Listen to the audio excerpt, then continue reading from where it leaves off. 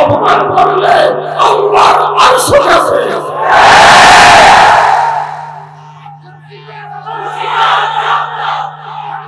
ও মাননীয় সরকার, মাননীয় প্রশাসন, এগুলোর দ্বারাই আপনাদের সমস্যা হচ্ছে, আপনাদের সমস্যা হবে। সম্পূর্ণ হয়ে গেছে, আসবে না, সে নিজে আসবে না, আমরা আনবো না, এটা সিদ্ধান্ত হয়ে গেছে। আবার তার ছবিকে আগুন দিয়ে পড়ে ফেলার কি কারণ? আপনারা তো নবীর শত্রু। ফ্রান্সের ম্যাক্রোর ছবি আপনারা পড়েন নাই, ম্যাক্রোর ছবি আপনারা পড়েন নাই।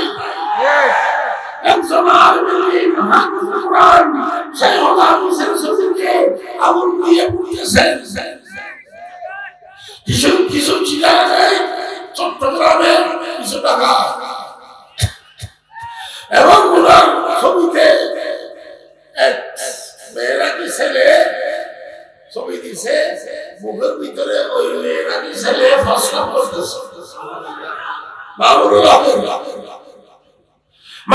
হকের এই মুখ দিয়ে হাদিস কোরআন বের হয়, বুখারী শরীফ বের হয়, মুসলিম বের হয়, হাদিস বের হয়, কালাম বের হয়।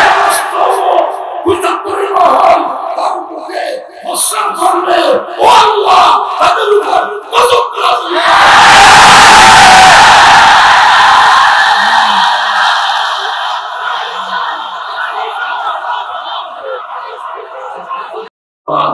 সাহেবের ইজ্জত সম্মান রক্ষা করার জন্য বের হয়ে মিছিল করেছে।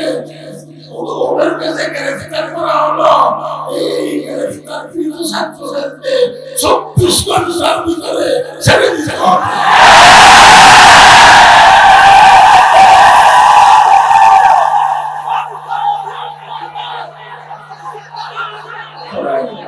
যদি 24 ঘন্টার ভিতরে ছেড়ে দেওয়া হয়, এই মাসুম ছেলে ছোট ছোট ছেলেদেরকে গ্রেফতার করা হলো, ওদেরকে যদি 24 ঘন্টার ভিতরে ছেড়ে দেওয়া হয়, পরামর্শ করবে। আমরা পরামর্শ করিয়া হেফাজতে ইসলাম সেন্টারে প্রতিদিন কর্মসূচি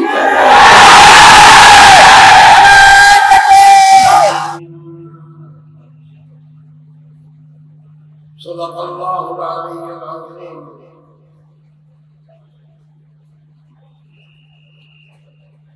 দেশের ঐতিহ্যবাহী দ্বীনি এবং সেবামূলক সংগঠন আল আমিন সংস্থার উদ্যোগে আয়োজিত এই বিশাল আজিমুশান তাফসীরুল কুরআন মাহফিলের মোহতারাম সদরে ইজলাস ওয়ারাসাতুল আম্বিয়া হযরত উলামায়ে কেরাম, তালিবানে উলুমে শরিয়ত,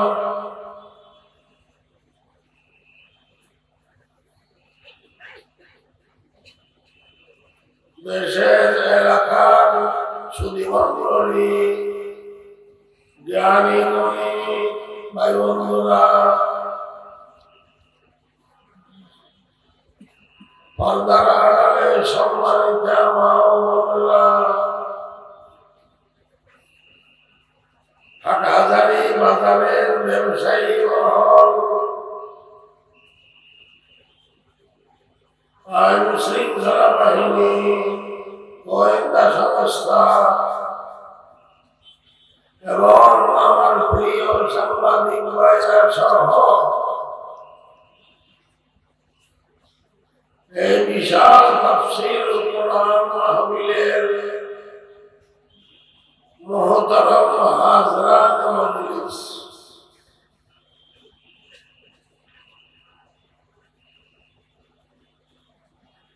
আলহামদুলিল্লাহ শান্তির ভিতর দিয়ে আল্লাহর রহমতে আল্লাহর কোরআনের তাফসীর মাহফিল করার সুযোগ আল্লাহ তাআলা করিয়া দিয়েছেন। বলেন একবার আলহামদুলিল্লাহ।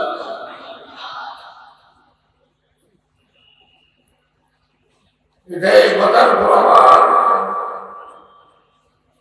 ইসলামের জোয়ারকে কোন অপশক্তি ঠেকাতে পারে নাই, পারবে না।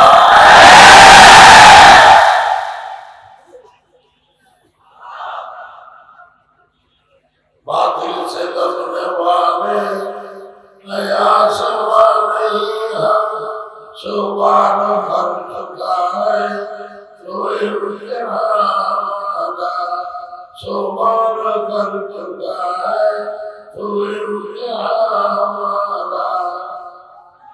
अंतमुल्लाह कुरान तुम्हारी शान है, अंतमुल्लाह तुम्हारी शान है, डर नहीं परवाह नहीं जब कुव्वते ईमान है। এটা অবশ্যই আরেকটা মরহুম ডক্টর ইকবাল শেখ কবিতা লম্বা আলোচনার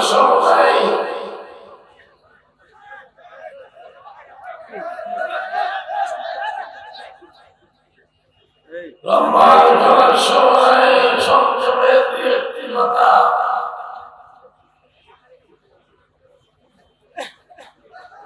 আমি সূরা মায়দার একটি আয়াতের একটা অংশ আপনাদের সামনে পাঠ করেছি।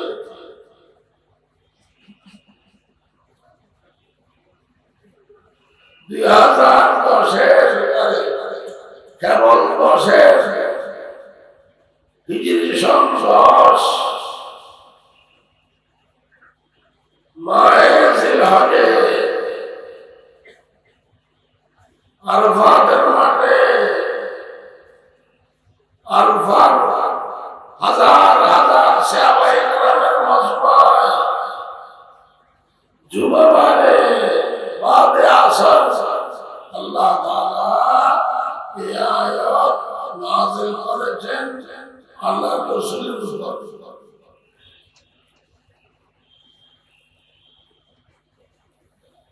আল-ইয়াওমা আকমালতু লাকুম দীনাকুম, আল্লাহ তাআলা বলেছেন ও আমার নবীর উম্মতেরা, আজকে আমি আপনাদের দিনকে পরিপূর্ণ করে দিলাম, পূর্ণাঙ্গ করে দিলাম। আমাদের দিন ইসলাম পূর্ণাঙ্গ একটা ধর্ম, পূর্ণাঙ্গ নিজামে হায়াত। এখানে কোনো কিছুর অভাব নাই। এখানে তাহাজ্জুদের নামাজও আছে, দোয়া মুবারাকও আছে, চোখের অশ্রু আছে, আবার এখানে বাতিলের বিরুদ্ধে জিহাদের পরিকল্পনাও আছে।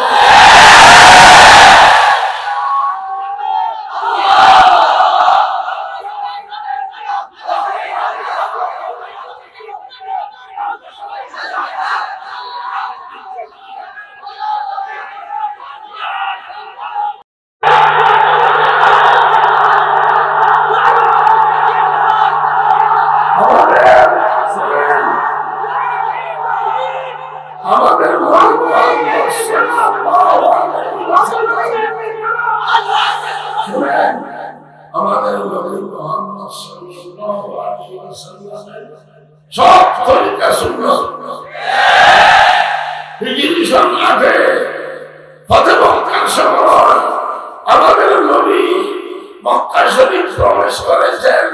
তখন আমাদের নবীর মাথায় ছিল লোহার টুপি।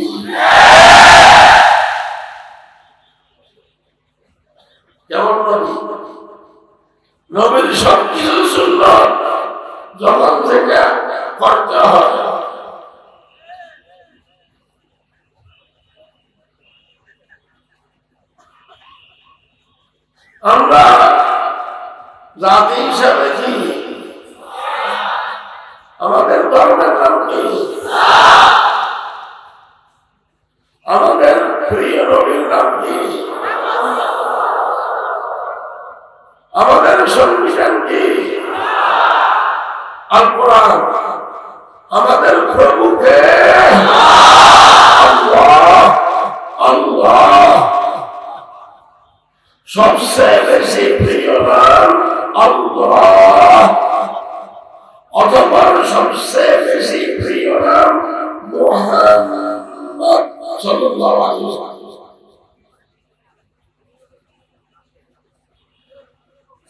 এই আকীদায় যারা বিশ্বাসী তারা আস্তিক তারা মুসলমান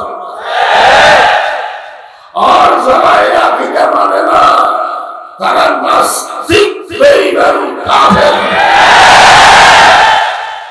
আওয়ামী লীগ বিএনপির লড়াই নাই তারা ভাই ভাই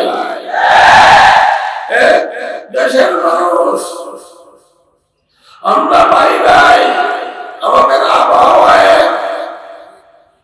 আকাশ বাতাসে আওয়ামী লীগ বিএনপি ঈদের নামাজের কাতারে পাশাপাশি দাঁড়ায় ইমাম নামাজের কাতারে পাশাপাশি দাঁড়ায়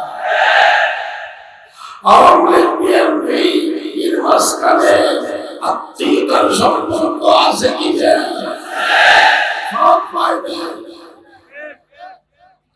আওয়ামী লীগ বিএনপির কোন লড়াই নাই।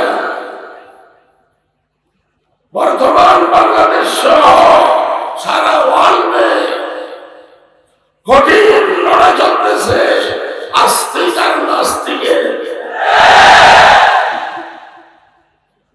নারায়ে তাকবীর আল্লাহু আকবার ইসলামের শত্রুরা হুঁশিয়ার সাবধান আলমুলমার শত্রুরা হেদায়েতের শত্রুরা নারায়ে তাকবীর।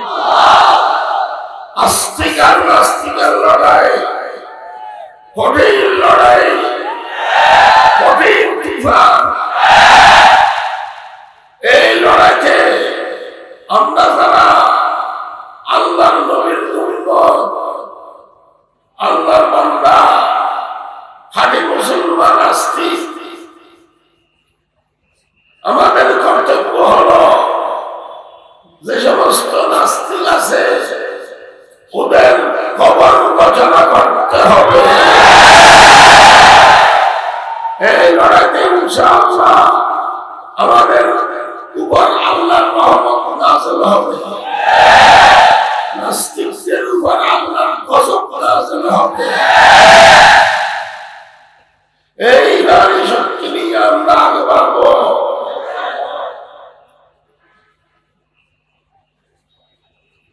হেফাজত ইসলাম বাংলাদেশ সম্পূর্ণ অরাজনৈতিক একটা ইমান আকীদা ভিত্তিক সংগঠন। এখানে কোন রাজনৈতিক পতাকা উড়ানো যাবে না, রাজনৈতিক কোন এজেন্ডা বাস্তবায়ন করা যাবে না। আমরা কোন পার্টি বা দলের এজেন্ডা বাস্তবায়ন করার জন্য আসিনি। আমরা মুহাম্মদুর রাসূলুল্লাহ সাল্লাল্লাহু আলাইহি ওয়াসাল্লামের এজেন্ডা বাস্তবায়ন করার জন্য এসেছি।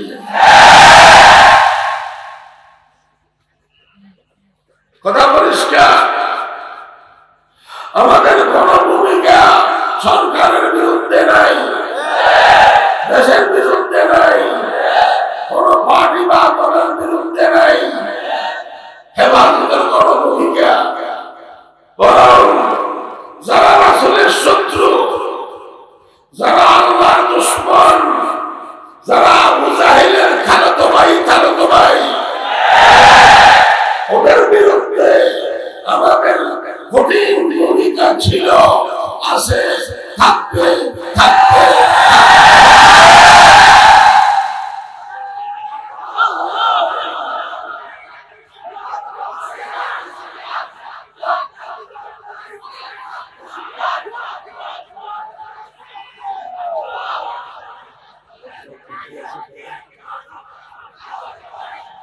শোনেন,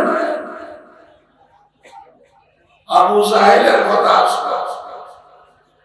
আবু জাহেল বিশ্বের সবচেয়ে বড় সন্ত্রাসী। ফেরাউন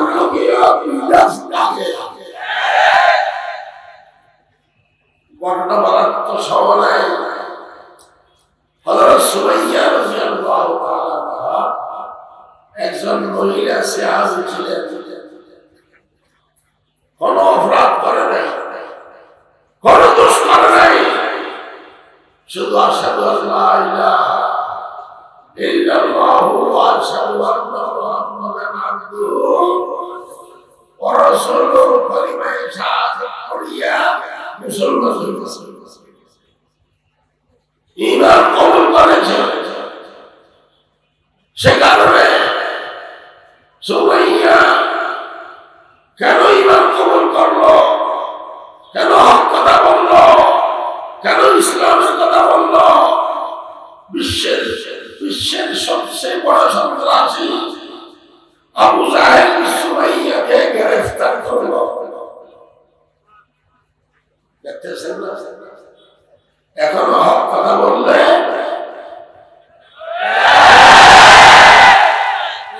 গ্রেফতার করে কিনা? সমস্যা নাই, গ্রেফতার করুন,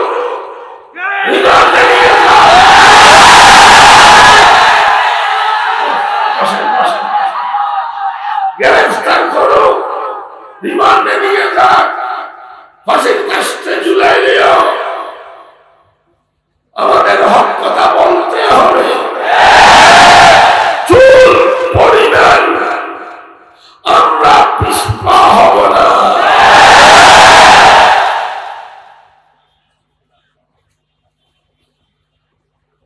আল্লাহ রাসূল বলেছেন, কুলিল হাক্কা ওয়ালাউ কানা মুররান, হক কথা তিক্ত হলেও কষ্টদায়ক হলেও বলতে থাকো। এটা করা নবী মুহাম্মদ সাল্লাল্লাহু আলাইহি ওয়াসাল্লামের করা। তো বলতেছিলাম, বক্তব্য বলুন, আবু জাহেল সুমাইয়া রাদিয়াল্লাহু আনহাকে গ্রেফতার করিয়া আগা গোড়া কুলঙ্গ করে ফেলেছে। একটা বর্ষা নিয়ে সুমাইয়া রাদিয়াল্লাহু আনহার লজ্জাস্থানে আঘাত করেছে।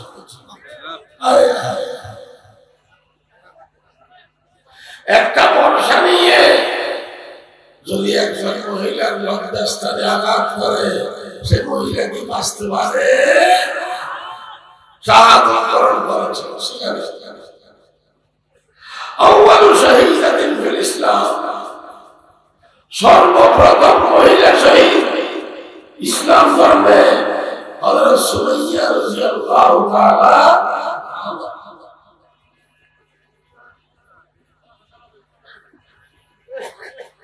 এ আবু জাহেল কিরকম অমানবিক আচরণ করলো? একজন মহিলার লজ্জাস্থানে আঘাত করতেছে, কোন অপরাধ নাই, শুধু হক কথা বলার কারণে। এখন আবু জাহেল আছে, কিন্তু আবু জাহেল না থাকলেও আবু জাহেলকে বদরের মাঠে নির্মম ভাবে হত্যা করিয়া জাহান্নামে বসাইছে। এখন আবু জাহেল নেই, কিন্তু আবু জাহেলের খালাতো ভাই আর খালাতো ভাইরা আছে।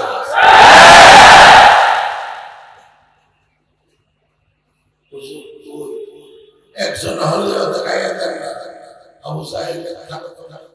আরে আবু জাহেলের সবচেয়ে বড় খালাতো ভাই হলো ফ্রান্সের ম্যাক্রো।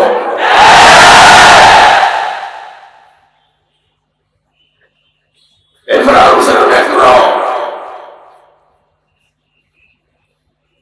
আমাদের কলিজার টুকরা নবী, রাহমাতুল লিল আলামিন নবী মুহাম্মদ সাল্লাল্লাহু আলাইহি ওয়াসাল্লামের সাথে বিয়াদবি করলো। কটূক্তি করলো, কটাক্ষ করিয়ে কথা বলেছে। আবু জাহেল যেরকম আমাদের নবীর শত্রু ছিল, এই বেক্র আমাদের নবীর শত্রু। আমি বেক্র সহ ভারতের মোদী সহ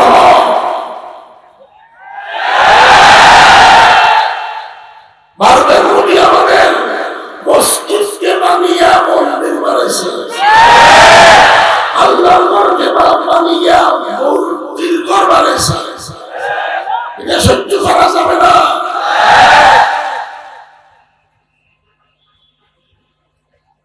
বাবরি মসজিদকে বানিয়ে রাম মন্দির বানাইছে, দাবি করেছে রাম মন্দির এককালে, আরে বাবরি মসজিদ এককালে রাম মন্দির ছিল।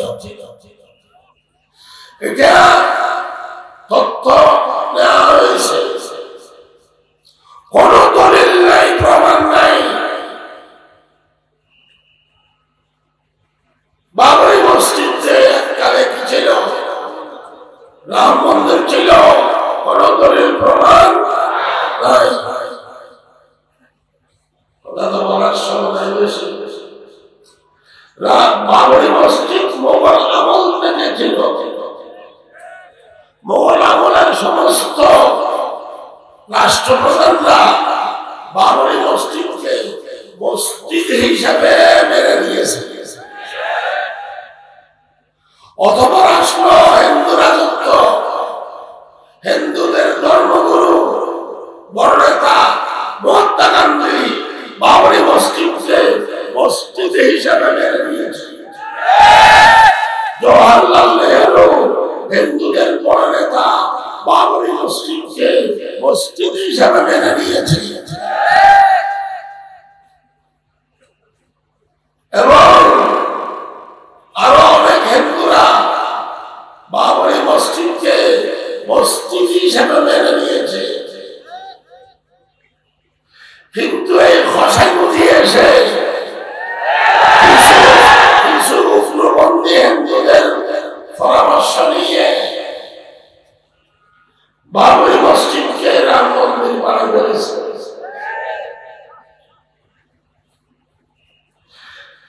এই তত্ত্ব নিতে নিতে বাবরি মসজিদের নিচে একটা পাথর পাওয়া গেছে, সুদূরতি গাইবি। সেই পাথরে লেখা আছে লা ইলাহা ইল্লাল্লাহ মুহাম্মাদুর রাসূলুল্লাহ। তাহলে এটাই কথা প্রমাণ, বাবরি মসজিদ তখন থেকে মসজিদ ছিল, রাম মন্দির না। রাম মন্দির থাকলে তো শ্রী রাম লেখা থাকতো। অনেক হিন্দুরা একথা মেনে নিয়েছে। কিন্তু কিছু উগ্রপন্থী হিন্দুরা সরকারের পৃষ্ঠপোষকতায়, মোদীর পৃষ্ঠপোষকতায় এই মসজিদকে বানিয়ে, আল্লাহর ঘরকে বানিয়ে মূর্তির ঘর বানিয়েছে। এটা আমাদের জন্য খুব দুঃখজনক বিষয়। সেরকম বলতে গেলে অনেক কথা। ওরা সব আবু জাহেলের খালাতো ভাই। আমি আবু জাহেলের খালাতো ভাইদেরকে, সমস্ত নাস্তিক মতদেরকে সাবধান করিয়া বলবো, যদি আমাদের কলিজার টুকরা নবী, প্রিয় নবী মুহাম্মদ সাল্লাল্লাহু আলাইহি ওয়াসাল্লামের শানে বেয়াদবি করা হয়, কটূক্তি করা হয়, কটাক্ষ করিয়া কথা বলা হয়, যারা এই বেয়াদবি করবে, তৌহিদি জনতা, পৌরে 200 কোটি মুসলমান তাদের জিহ্বা কেটে ফেলবে।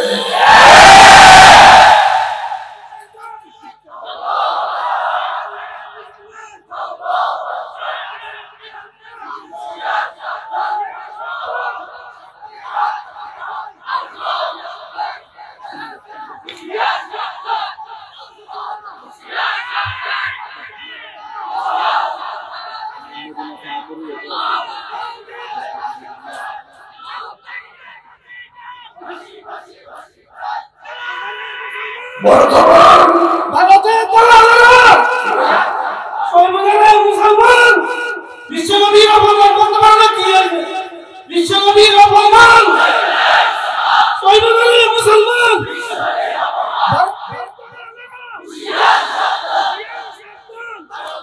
ইসকন বর্তমান মুসলমানদের সবচেয়ে বড় শত্রু ইসকন। মাননীয় সরকারের কাছে আমার দাবি ইসকনের কার্যক্রম বন্ধ করতে হবে। তারা আমার প্রিয় দেশ বাংলাদেশে শান্তিপূর্ণ দেশে অশান্তি সৃষ্টি করতেছে, বিশৃঙ্খলা সৃষ্টি করতেছে। ইসকনের কার্যক্রম বন্ধ করতে হবে।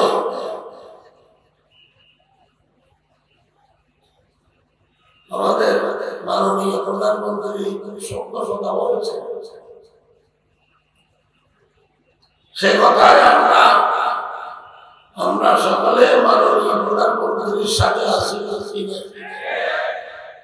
মাননীয় প্রধানমন্ত্রী বলেছেন তোমরা এদিক সেদিক কথা বলিও না, দেশ চলবে মদিনার সনদে।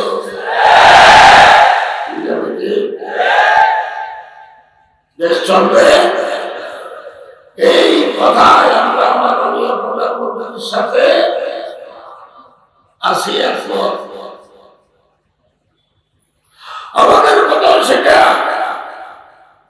সোনার বাংলা 90 লাখ মুসলমানের দেশ, মদিনার সনদে চলবে, রাশিয়ার সনদে চলতে পারবে না, আমেরিকার সনদে চলতে পারবে না, ভারতের সনদে চলতে পারবে না, চীনের সনদে চলতে পারবে না। আসলে চলবে মদিনার সনদ, শান্তির সনদ। আমরা শান্তি চাই না অশান্তি চাই। ইসলাম শান্তির ধর্ম, ইসলাম সন্ত্রাসের ধর্ম নয়। কিন্তু এটা স্লোগান দিলে হবে না, এটা বাস্তবায়ন করতে হবে। বাংলাদেশকে শান্তির দুর্লয় পরিণত করার জন্য মদিনার সনদের বিকল্প নাই। প্রধানমন্ত্রী ঠিকই বলেছে, মদিনার সনদে চলবে।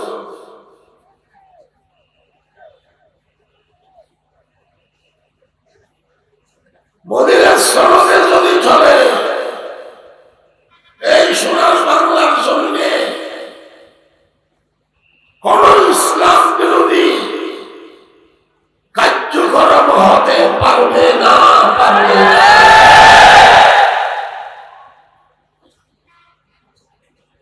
তাফসীর করার সময় নাই, কিন্তু মদিনার সনদে চলবে। তারপরেও এদেশে ইসলাম বিরোধী কার্যকলাপ অনেক বেড়ে গেছে।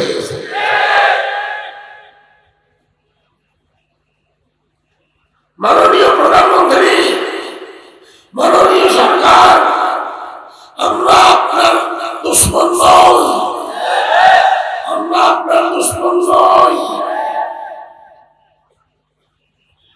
আমাদেরকে আপনি দুশ্মন মনে করবেন না, বরং যারা আপনার ঘরে চেপে বসে আছে, গাপটে মেরে বসে আছে, যে সমস্ত নাস্তিক মূর্খদেরা, তারাই আপনার দুশ্মন।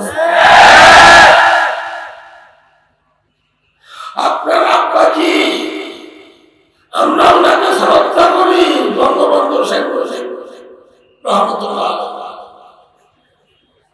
আমরা ওনাকে শ্রদ্ধা করি। এই বঙ্গবন্ধুকে কারা মেরেছে?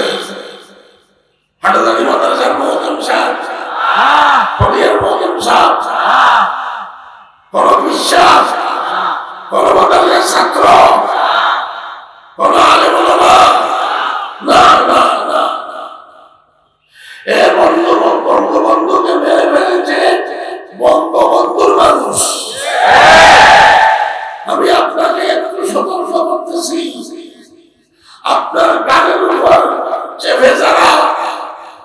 যে সমস্ত নাস্তিকেরা বসে আছে আমার আসনটা রাখতেছে, তারাই আপনার ক্ষতি করবে, তারাই আপনাকে মেরে ফেলবে।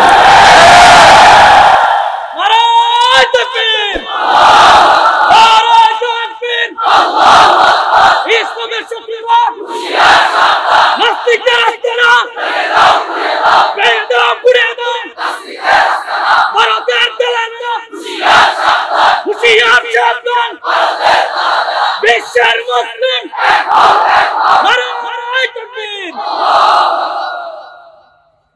আমরা আপনার দুশ্মন নই, আমরা দেশের সাথে শান্তি শৃঙ্খলা চাই। মোদীদের সরকার যদি দেশ চলে কোন পার্শ্বর্য থাকতে পারে না। আমার কথা বুঝেন? মোদীদের সনদে দেশ চললে মোদীদের কি কোনো পার্শ্বর্য আছে? মোদীদের কথার ভিতরে জিন্দের বিষয়টা আছে। কি ভাই আমাদের নবী খবরের ভিতরে কি মরানা জিন্দে জিন্দে নবাজ আল্লাহ তাআলা মিয়ারা নারিয়াকা কিয়াও ওয়াসমিয়ারা জিন্দে নবী সর্বশ্রেষ্ঠ নবী যার স্থান আল্লাহর ঘরে সে মুহাম্মদুর রাসূলুল্লাহ সাল্লাল্লাহু আলাইহি ওয়াসাল্লাম। উনার মাজার কোথায়? মদিনা। উনার সে বড় আর কেউ তো হতে পারে না। কি ভাই নেত্রী বড় না নবী বড়? আরে বড় তুলনা আছে? একটু বলবো মিসাল।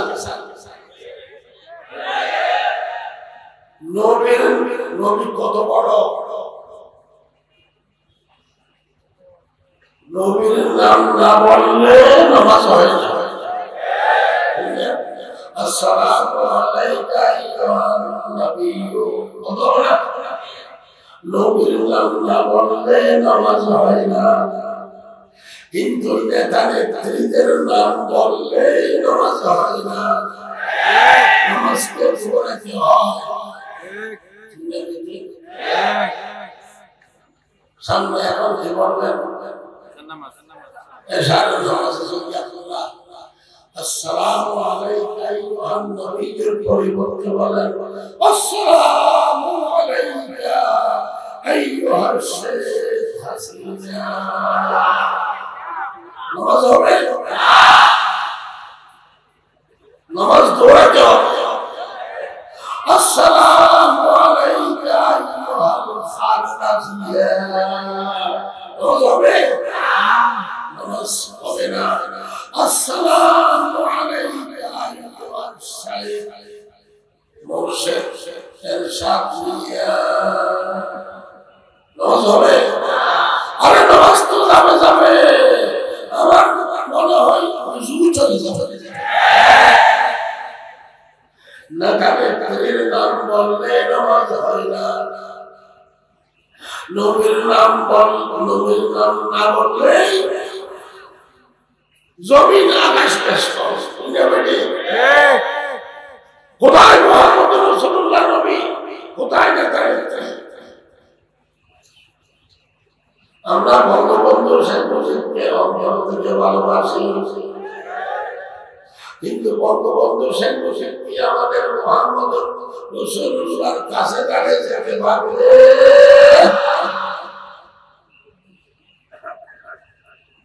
তারপরে মদিনায় কেমন আল্লাহর নবী, ইয়া আল্লাহ বলার তো সময় নাই, কেমন আল্লাহর নবী।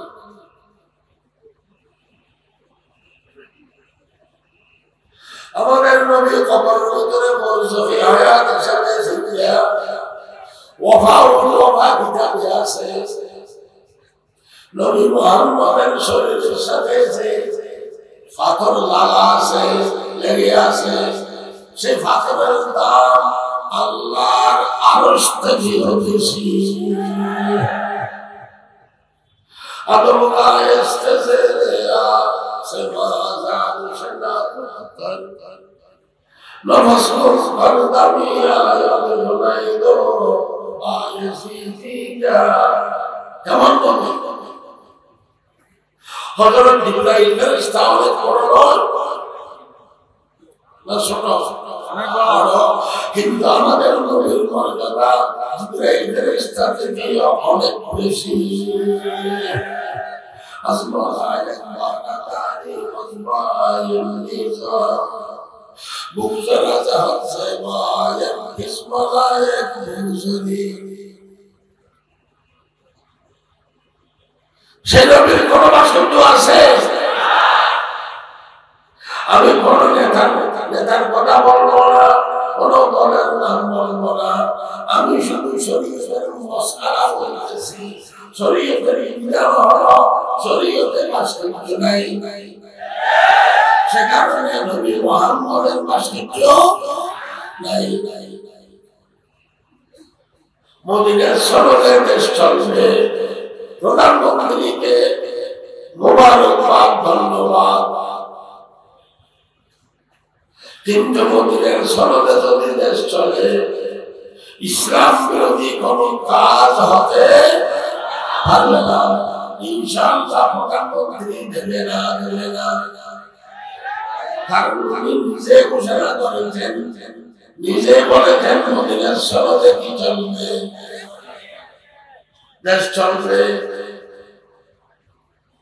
বাস্তব এটা শরীয়ত সম্মত নয় আমি কোন পার্টির নাম বলতেছি না কোন নেতার নাম বলতেছি না যার বাস্তব হোক না কেন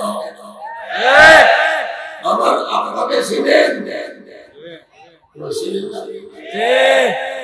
সারিউল হাদিস মিশকাত শরীফের ব্যাখ্যাকার তানজিমুল আস্তাদের লেখক আল্লামা আবুল হাসান রাহমাতুল্লাহ আলাইহি আমার আব্বার নাম মরহুম মহকুম সাহেব রাহমাতুল্লাহ আলাইহি আমার আব্বার ছাত্র ছিলেন আমি আল্লাহর কসম করিয়া বলবো কেউ যদি আমার আব্বার ভাস্কর্য বসায় কেউ যদি আমার আব্বার ভাস্কর্য স্থাপন করে সর্বপ্রথম আমি আমার আব্বার ভাস্কর্যকে ছিঁড়ে টেনে হেসে ফেলে দেব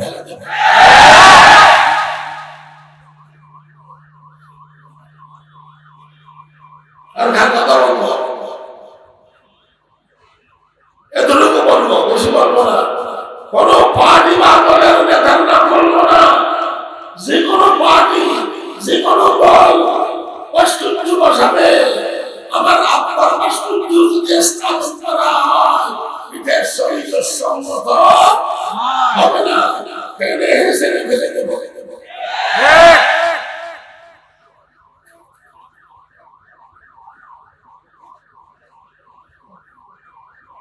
মদিনার সনদে দেশ চলবে খুব সুন্দর কথা মদিনার সনদে যদি দেশ চলে এই দেশে কাদিয়ানীরা মুসলমান হিসেবে বসবাস করতে পারে না মদিনা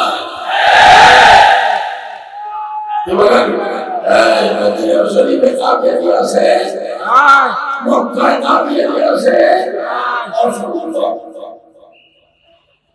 এই কাদিয়ানী গোষ্ঠী আল্লাহর কাছে কাফের ফেরেশতাদের কাছে কাফের নবী রাসূলদের কাছে কাফের সমস্ত হক্কানি মুসলমান উলামায়ে কেরামের কাছে কাফের সেজন্য মাননীয় প্রধানমন্ত্রীর কাছে আমার দাবি এ কাদিয়ানী ফেরকা নবীর শত্রু নবীর দুশমন কাদিয়ানীদের নবী গোলাম আহমদ কাদিয়ানী নিজের কিতাবে দাবি করেছে ভাই মুহাম্মদুর রাসূলুল্লাহ আছে জি আফজল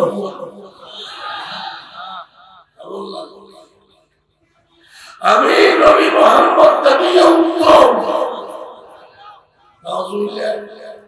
আরো আস্তে আস্তে। কারণ সে বলতেছে তার মুআজিজা, আরে নবী মুহাম্মদের মুআজিজা অলৌকিক ঘটনা 3000 আর কাদিয়ানীর মুআজিজা বলে 10 লক্ষ। আমাদের নবী মুহাম্মদ থেকে উত্তম, নবী মুহাম্মদ থেকে উত্তম কি হতে পারে? হতে পারে একমাত্র আল্লাহ। আর এই গোলাম মাহমুদ কাদিয়ানী, কাদিয়ানীদের নবী, এই গোলাম মাহমুদ আগা গোড়া ইংরেজের দালাল। সে বলে আমাদের নবী মুহাম্মদ থেকে উত্তম।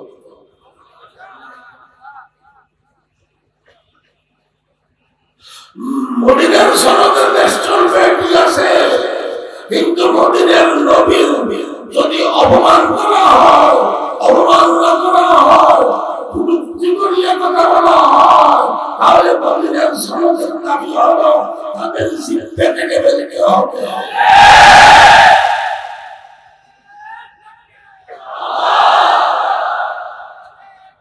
মদিনার সনদে দেশ চলবে, কাদিয়ানীকে কাফের ঘোষণা করতে হবে সরকারিভাবে।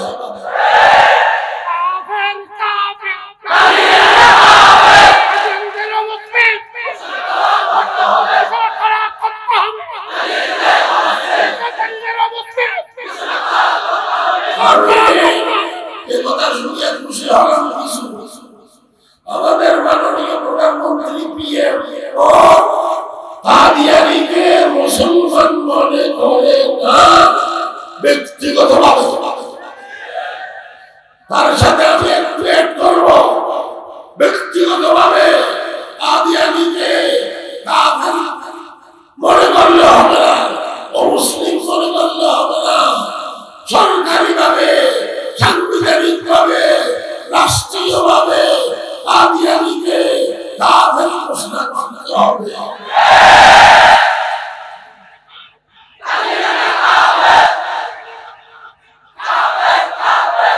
শুনেন, একটা প্রশ্ন হিন্দুরা ও তো কাফের, হিন্দুরা কি মুসলমান? কাফের। তো হিন্দুরা কাফের, ওই আপনারা তো হিন্দুদেরকে সাংবিধানিক ভাবে, রাষ্ট্রীয়ভাবে কাফের ঘোষণা করার দাবি করেন না। তো কাদিয়ানীও কাফের, তাহলে সেই হিসেবে না না, হিন্দুরা কাফের, মুসলমানদের নাম ব্যবহার করে না, মুসলমানদের পরিভাষা ব্যবহার করে না, আসান মসজিদ ব্যবহার করে না, কুবাই ব্যবহার করে না। এরকম বক্তব্য কাদিয়ানী বেরকা কাফের হওয়ার পরেও মুসলমানদের পরিভাষা ব্যবহার করে, মসজিদ ব্যবহার করে, আজান ব্যবহার করে, জুমা ব্যবহার করে, মুসলমানদের নাম ব্যবহার করে। যার কারণে সরল মনা মুসলমানরা এই কাফের কাদিয়ানীকে মুসলমান মনে করে। পঞ্চগড় দিয়ে দেখেন, পঞ্চগড় মুসলমান কাদিয়ানী বিয়ে শাদী হয়েছে, নাউজুবিল্লাহ বলবেন না। মুসলমান কাদিয়ানী যদি বিয়ে শাদী হয়, এটা বিয়ে হবে না, এটা হবে জেনা, জেনা, জেনা। কাদিয়ানীরা মরলে জানাজার নামাজ পড়া যাবে না, কাদিয়ানীদেরকে মুসলমানের অনুষ্ঠানে দাফন করা যাবে না। আরেকটা সমস্যা, যেহেতু বাংলাদেশ সরকার এখনো কাদিয়ানীকে অমুসলিম ঘোষণা করে নাই, সেহেতু আইন অনুযায়ী কাদিয়ানীরা বাংলাদেশ থেকে বিষে নিয়ে মক্কা মদিনা যেতেছে। মক্কা মদিনা কি কোনো কাফের প্রবেশ করতে পারে? কাদিয়ানী কাফের মক্কা মদিনায় প্রবেশ করার কারণে মক্কা মদিনার সম্মান নষ্ট হয়ে যেতেছে, পবিত্রতা নষ্ট হয়ে যেতেছে। এটার জন্য দায়ী বাংলাদেশ সরকার। শুনেন, আমি আপনাদের সম্মুখে নয়, আমি 2010-এর 29শে মার্চ আল্লামা শফি রহমাতুল্লাহ আলাইহির নেতৃত্বে 81 জন আলেম শেখ হাসিনার সাথে দেখা করেছিলাম কিছু দাবি দেওয়া নিয়ে। 6 জনের কথা বলেছে, সেখানে আমিও একজন ছিলাম। আমি প্রধানমন্ত্রীকে পরিষ্কার বলেছি এসব কথা, এবং শেষ কথা বলেছি কাদিয়ানী শুধু ইসলামের শত্রু নয়, কাদিয়ানী বাংলাদেশের স্বাধীনতারও শত্রু। ও মাননীয় প্রধানমন্ত্রী, কাদিয়ানীরা এই দেশকে কাদিয়ানী দেশ বানাতে চায়। তারা শুধু ইসলামের জন্য হুমকি নয়, তারা দেশের জন্য হুমকি, তারা দালাল।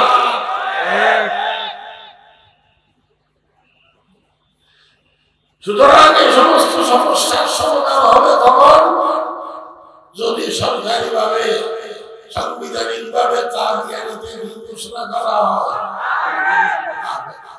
এটা আমার বাবা স্কুলের কার্যক্রম বন্ধ করতে হবে, কাদিয়ানীকে কাফের ঘোষণা সরকারিভাবে। দুটো দাবি। 3 নম্বর দাবি হলো যতক্ষণ ফ্রান্সের ম্যাক্রো 250 কোটি মুসলমানের কাছে ক্ষমা চাইবে না, ততক্ষণ ফ্রান্সের দূতাবাস বাংলাদেশে থাকতে পারে না।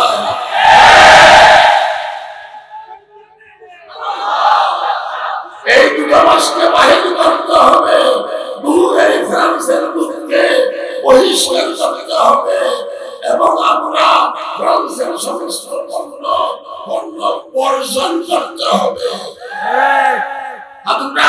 কারা কারা বর্জন করবেন?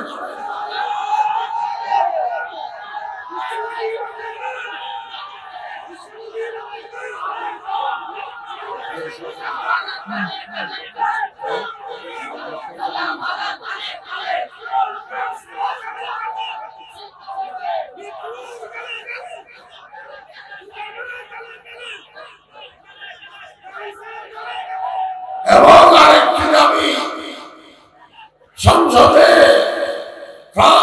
ম্যাক্রোর বিরুদ্ধে, ফ্রান্সের বিরুদ্ধে নিন্দা বিল পাস করতে হবে। মদিনার সনদ এভাবে চলে।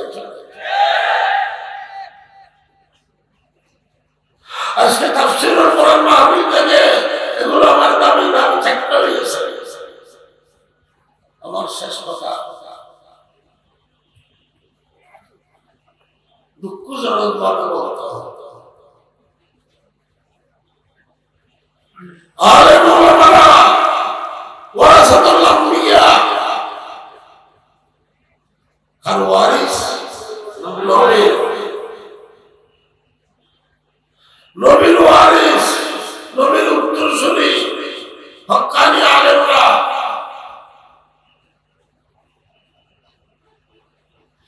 আলেম ওলামার ফজিলত, মর্যাদা, সম্মান কোরআনে আছে, হাদিসে আছে। আম্মান হুয়া খালিকুল আনাল লাইলি সাজিদান ওয়া কাইমান ইয়াহদারুল আখিরাতা ওয়া yarju রাহমাতা রাব্বি ওয়া আন ইয়াস্তাযিল্লাযীনা ইয়া'লামুনা ওয়াল্লাযীনা লা ইয়া'লামুন। আল্লাহ তাআলা বলেছেন, যারা আলেম তাদের সাথে কোনো তুলনা হতে পারে না, যারা আলেম নয় তাদের কোনো তুলনা আলেমের সাথে হতে পারে না। আরো কত ফজিলত আছে আলেম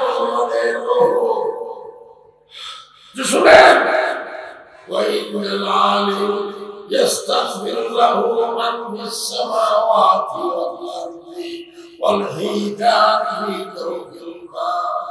একজন হক্কানি আলেমের জন্য দোয়া করে, গুনাহ মাফ চায়, ইস্তিগফার করে, প্রার্থনা করে, দোয়া করে। একজন আলেমের জন্য জমিনের সমস্ত মানুষ আর জিন, ফেরেশতার সমস্ত, আসমানের সমস্ত ফেরেশতারা, জমিনের সমস্ত মাখলুক, এবং সমুদ্রের পানির ভিতরের মাছ পর্যন্ত একজন আলেমের জন্য দোয়া করে, ক্ষমা প্রার্থনা করে। আরে ভাই, হক্কানি আলেম হতে পারলে কিছু গুনাহ হলেও আর থাকবে। ক্ষমা প্রার্থনা করতেছে ফেরেশতারা, জিন, ইনসান, সমস্ত মাখলুক, এমনকি সমুদ্রের কি মাছ পর্যন্ত যদি ওই আলেমের জন্য ক্ষমা প্রার্থনা করে, দোয়া করে, সে আলেমের গুনাহ হলেও থাকবে। এই মাদ্রাসায় পড়ুয়া ছাত্র, আপনাদের ছেলে নাতি নাতনি মাদ্রাসায় পড়ুয়া ছাত্র ছাত্রী, তাদের ফজিলত শুনেন। ওয়াইনাল মালাইকাতা লা তাদাউ আদনিয়াতা সব কথা হাদিস থেকে বলতেছি, কোরআন থেকে বলতেছি। এই মাদ্রাসায় পড়ুয়া ছাত্র ছাত্রীদের সম্মানার্থে ফেরেশতারা ডানা বিছাইয়া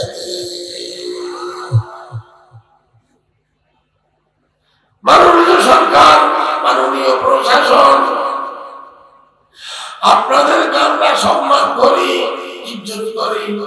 আপনাদের সাথে আমরা আছি, আমাদের সাথে আপনারা আছেন, আপনারাও মুসলমান। মৌলানা মামুনুল হকের দাওয়াত ছিল এখানে, কথা বুঝার চেষ্টা করেন। গোয়েন্দারা, প্রশাসন, আমার কথা বুঝার চেষ্টা করবেন। আমি কোনো হক কথা ছাড়বো না।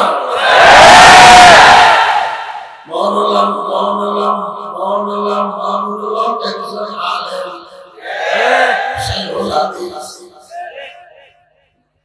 ওনার পিতা শাইখুল হাদিস বুখারী শরীফের ব্যাখ্যাকার।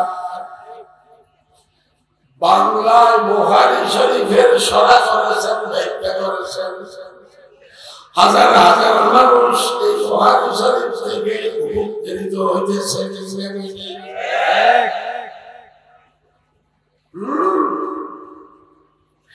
এই মামুনুল হকের বাবার নাম শাইখুল হাদিস আল্লামা আজিজুল হক, বুখারী শরীফের ব্যাখ্যাকার। মামুনুল হক আসার কথা ছিল, যখন প্রশাসন সরকার আমাকে বলেছে, বুঝিয়ে বলেছে শান্তির সহিত, আমরা পরামর্শ করলাম। আমার এই খবর আগবাগে মামুনুল হকের ভাগে চলে গেছে, উনি জেনে গেছেন। বস উনি বলেছেন আমি ছাড়ো মাহফিল হবে, আমার এই মাহফিল ছাড়ো আমার হাজার হাজার মাহফিল আছে, আমি যাবো না, আমি যাবো না। আমরা বললাম ঠিক আছে। উনি নিজেই আসার আগ্রহী নয়, এখানে কিছু বোঝা মিলবে গিয়া, বোঝা মিলে আমরা নাই, বিশৃঙ্খলায় আমরা নাই। আমরা দিন কায়েম করার জন্য এসেছি। গোয়েন্দারা, প্রশাসন সম্মানিত, আমার কথা বুঝার চেষ্টা করবেন। উনিও আসার জন্য আগ্রহী নয়, আমরা আনার জন্য কি নয়, বলুন না, আগ্রহী নয়। উনি নিজে ফিরে গেছে, উনি আসার জন্য আগ্রহী নয়। যেখানে বিশৃঙ্খলা হয় সেখানে আপনারা আগামী সংস্থার উদ্দেশ্য হল শান্তি প্রতিষ্ঠা করা, হেফাজতে ইসলামের উদ্দেশ্য হল শান্তি প্রতিষ্ঠা করা। চলে গেছেন, খালাস, আসবে না, মহামেলা শেষ, সবকিছু এখানে শেষ। কিন্তু কিছু কুচক্রী মহল, কিছু উগ্রপন্থীরা বাস স্টেশনে আগুন ধরিয়ার কারণ কি? সে তো আসতেছে না, তার ছবিকে আগুন দিয়ে জ্বলাইয়া ফেলার কারণ কি? একজন আলেমকে এইভাবে অপমান করলে আল্লাহর আরশ কাঁপে।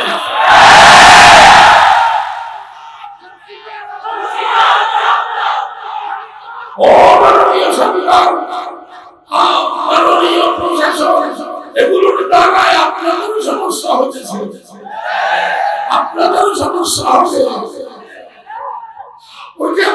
ওকে সম্পূর্ণ হয়ে গেছে, আসবে না, সে নিজে আসবে না, আমরা আনবো না, এটা সিদ্ধান্ত হয়ে গেছে। আবার তার ছবিকে আগুন দিয়ে পড়ে ফেলার কি কারণ? আপনারা তো নবীর শত্রু, ফ্রান্সের ম্যাক্রোর ছবি আপনারা পড়েন নাই, ম্যাক্রোর ছবি আপনারা পড়েন নাই। একজন আলেম কোরআন সেই হাদিসের ছবিকে আগুন দিয়ে পুড়িয়েছেন। কিছু চিটাগাং, চট্টগ্রামে কিছু টাকা এবং ওনার ছবিতে এক মেয়েরা কি ছেলে ছবি দিছে, মুখের ভিতরে ওই মেয়েরা কি ছেলে ফসলা করতেছে। মামুনুল হকের এই মুখ দিয়ে হাদিস কোরআন বের হয়, বুখারী শরীফ বের হয়, তিরমিজি বের হয়, হাদিস বের হয়, কালাম বের হয়। কুচক্রী মহল তার মুখে ফসলা করলে ও আল্লাহ তাদের উপর গজব নাযিল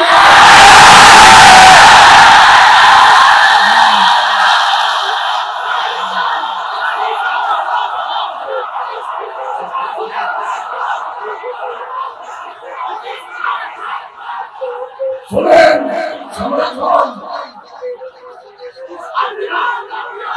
আপনাদের কথা আমরা ধরতেছি, প্রশাসনের সাথে আমরা পরামর্শ করি, সরকারি অফিসে আমার সাথে পরামর্শ করে সবকিছু ফাইনাল হয়েছে, আসবে না, আসবে না। আবার তার মুখের ভিতরে ফসলা করার কারণ কি?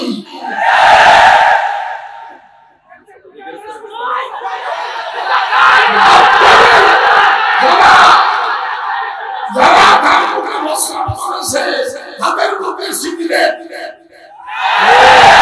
আর মামুনুল হকের মুখে বুখারী শরীফ, যারা ফসলা করেছে তাদের মুখে শরাব আর মামুনুল হকের মুখে বুখারী শরীফ।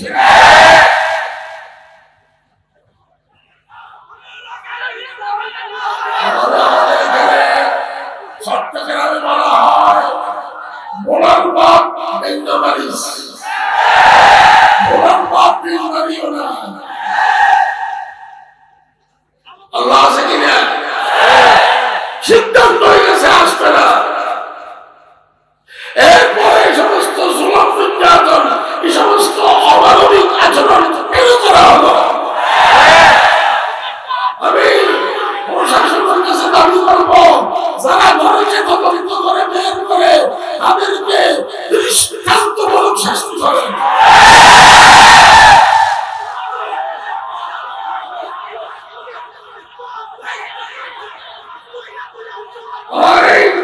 শুনেন, আইন আমরা হাতে নেব না, আইন আমরা হাতে নেব না।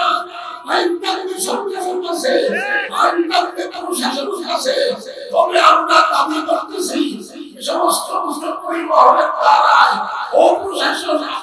ক্ষতি, ওদের দৃষ্টান্তমূলক শাস্তি হবে। এবং উস্তাদকে বেইজ্জত করলে আরবি শিক্ষক ছাত্র সেরকম উস্তাদের মানহানি করলে, উস্তাদকে বেইজ্জত করলে মাদ্রাসা পড়ুয়া ছাত্ররা বসে থাকতে পারে না।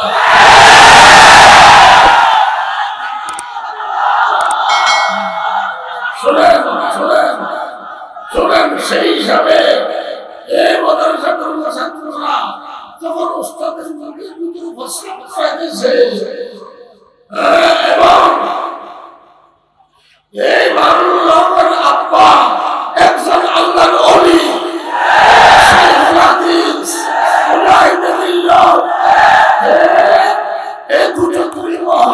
বলেছে রাজাকা। এইসব কিছুর পরে মাদ্রাসার ছাত্ররা উস্তাদের অসম্মানী হইতেছে। শাইখুল হাদিস আল্লামা আজিজুল হক সাহেবের অপমান করা হচ্ছে। আল্লাহ তাআলা ঘোষণা দিয়েছেন, মান আদা আলী ওয়ালিয়ান ফাকাদ আযামতুহু বিল হারব। আল্লাহ ঘোষণা, যে আমার ওলির সাথে বিয়াদবি করবে, যে আমার ওলির সাথে শত্রুতা করবে, আমি আল্লাহ তার সাথে যুদ্ধ করব।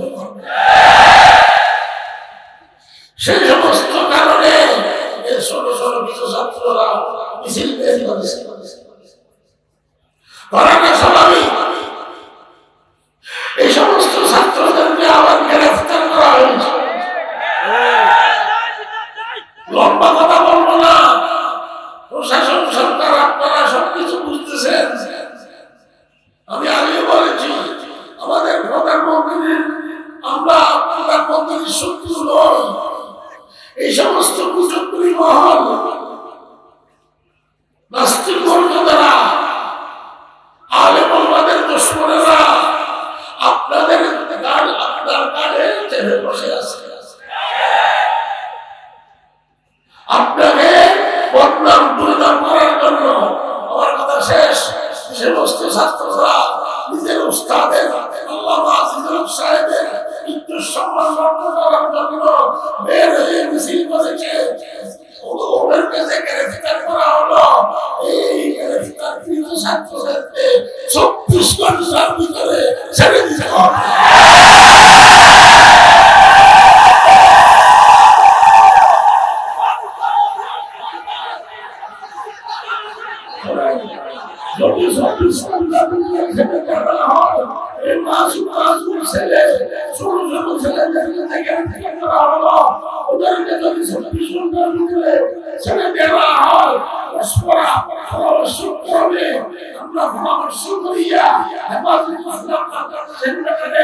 কঠিন কর্মসূচি